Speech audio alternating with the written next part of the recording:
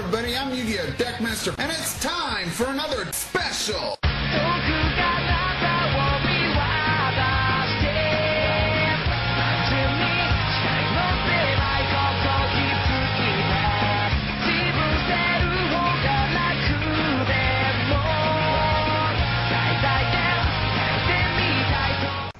Hello everybody, I'm Yu-Gi-Oh! Deckmaster, and today is going to be my top 5 generic 8 star synchros. This is going to be revolving around all the generic level 8 synchros and which 5 I feel are the best for today's game, or pretty much the best in general, period. These synchros have been with us probably since, a lot of them since the beginning, and the ones that haven't made a major impact in today's game when it came to synchroing. Not many decks do, but the few that did would run these cards without a second thought. So, if you like, please rate, comment, and subscribe. Let me know what you think. And with that said, let's get on with the list. Number 5, Stardust Dragon. The original antagonist of the show that used this card to summon forth power beyond power. The Stardust Dragon was one of the most recognized iconic synchros when it was first released in the Duelist Genesis, I believe. Having the power to negate a destructive effect, which was very common, and still, even to this day, is common. Allowing for protection and reuse. Stardust Dragon has a pretty good attack at 2,500, and being able to weed out the threats of cards like Bottomless and Torrential and Mirror Force made it worthwhile to run in almost every deck while it was seen.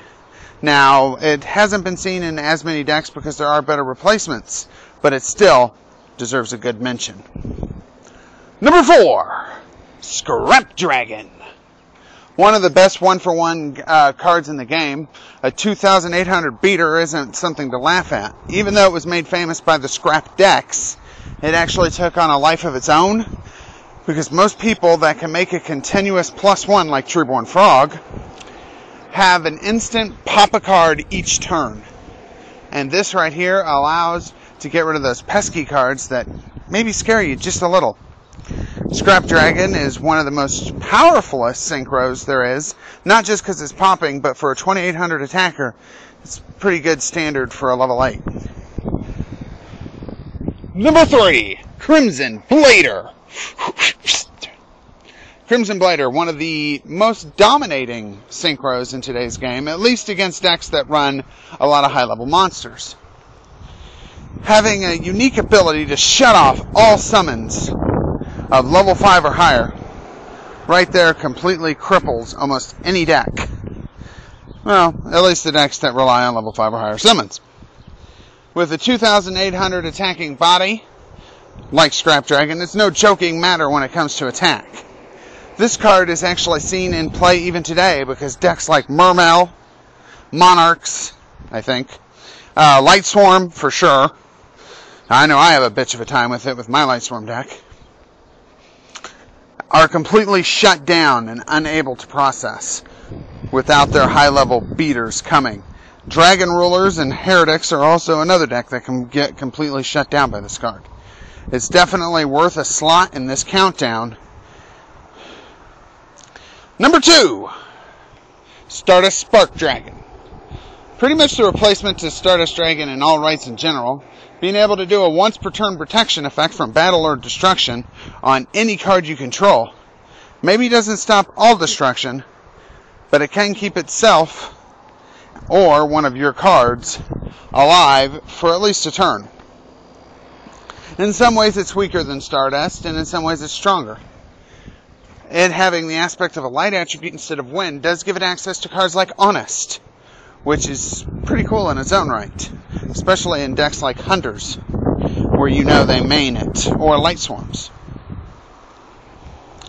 This card has a unique ability of getting past a lot of today's mechanics, because almost all mechanics either target or destroy. And that's why it definitely deserves the number 2 slot.